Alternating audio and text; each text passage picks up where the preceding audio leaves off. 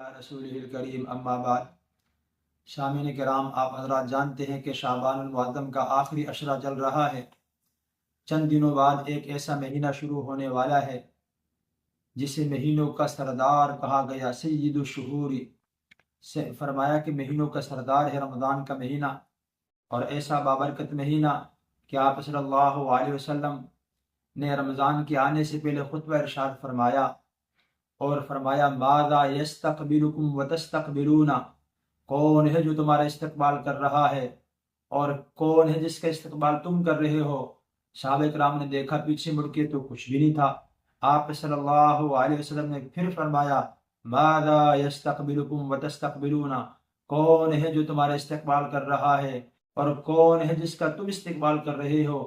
صحابہ کرام نے پھر پیچھے مڑ کر دیکھا، کچھ بھی نہ تھا۔ 3 مرتبہ آپ صلی اللہ علیہ وسلم نے یہی ارشاد فرمایا، وہ دیکھو تمہاری طرف کون آ رہا ہے، دیکھو تم کس کی طرف جا رہے ہو۔ تو حضرت عمر رضی اللہ تعالی عنہ نے فرمایا یا رسول اللہ اوحی نزل، کوئی وحی نازل ہوئی ہے؟ فرمایا لا، نہیں۔ پھر آپ صلی اللہ علیہ وسلم نے فرمایا اعدو حضر، کیا کوئی دشمن حملہ آور ہے، حملہ کرنے والا ہے؟ آپ نے فرمایا نہیں۔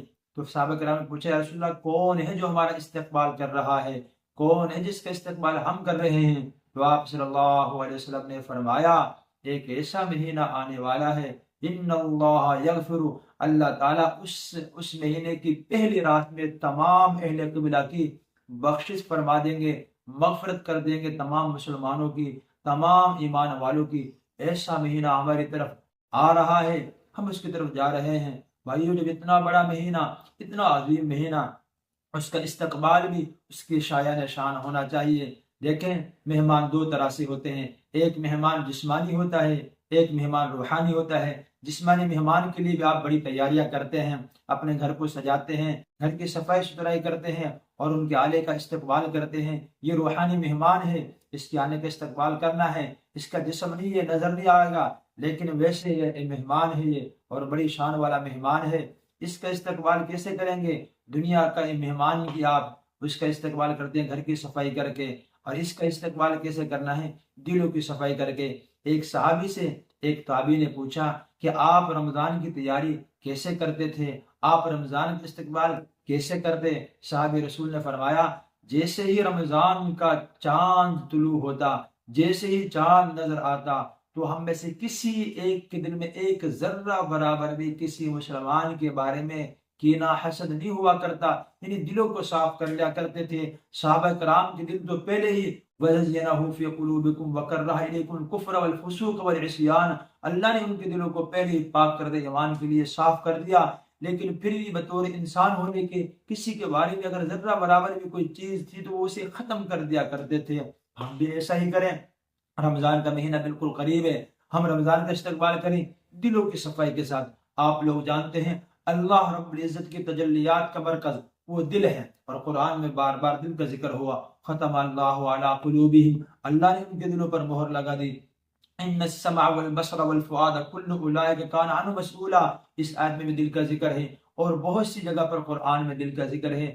یہ دل، یہ مین ہے، یہ ہیڈ ہے پورے جسم کا، اور آپ صلی اللہ علیہ وسلم نے فرمایا الا ان فی الجسد مضغۃ، لوگوں سنو، جسم کے اندر ایک گوشت کا ٹکڑا ہے، اذا صلح صلح الجسد کلہ، اگر وہ ٹھیک ہو گیا پورا جسم ٹھیک ہو گیا، واذا فسدت فسد الجسد کلہ، اگر وہ خراب ہو گیا پورا جسم خراب ہو گیا۔ الا وہی القلب، الا وہی القلب، لوگوں سنو، وہ دل ہے، وہ دل ہے، وہ دل ہے، یہ دل ہے، اسے پاک اور صاف کریں۔ اگر آپ چاہتے ہیں رمضان کی روحانیت نصیب ہو، اگر آپ چاہتے ہیں رمضان کی برکات حاصل ہو، تو ابھی سے اپنے دلوں کو پاک اور صاف کریں۔ ایک صحابی انس رضی اللہ تعالی عنہ فرمانے لگے کان المسلمون اذا دخل شعبان، کہ جیسے ہی شعبان داخل ہوتا تو صحابہ کرام اور مسلمان اکبوا علی المصاحف فقرؤوها، تو قرآن کے مصاحف کی طرف صحیفوں کی طرف جھک جایا کرتے تھے۔ یعنی یہ شعبان ہی سے صحابہ کرام رمضان کا استقبال کر رہے ہیں۔ شعبان کا مہینہ جیسے شروع ہوتا تو مسلمان صحابہ کرام اس دور میں فوراً قرآن کی طرف لپکتے، اور حالانکہ پہلے بھی وہ قرآن پڑھا کرتے۔ کیا مطلب اس وقت اس مہینے میں زیادہ تلاوت کو بڑھا دیا کرتے، کثرت کے ساتھ بڑھا دیا کرتے تھے، کیونکہ قرآن رمضان کا بڑا جوڑ ہے، یہ لازم اور ملزوم ہے۔ اللہ نے رمضان کا تعارف بھی یوں ہی کروایا، شہر رمضان الذی انزل فیہ القرآن، کہ رمضان کا مہینہ تو وہ ہے جس میں قرآن کو نازل کیا گیا ہے۔ میرے دوستو، میری ماؤں، میری بہنوں، ابھی سے قرآن پاک کی تلاوت شروع کریں تاکہ رمضان میں قرآن پڑھنا بھی آسان ہو، تراویح سننا بھی آسان ہو، تراویح میں قرآن سننا بھی آسان ہو۔ ابھی سے نوافل کو بڑھائیں، ابھی سے نماز کی پابندی کریں، جماعت کی پابندی کریں، تاکہ رمضان کے مہینے کے اندر کوئی نماز قضا نہ ہو، کوئی نماز بغیر جماعت کے ادا نہ ہو۔ رمضان کا استقبال اس طریقے سے کریں جس کے وہ لائق ہے، جس شان والا وہ مہینہ، اس کے استقبال اسی شان کے ساتھ کیجئے گا۔ اللہ سے دعا ہے اللہ عمل کرنے کی توفیق نصیب فرمائے۔ وآخر دعوانا الحمدللہ۔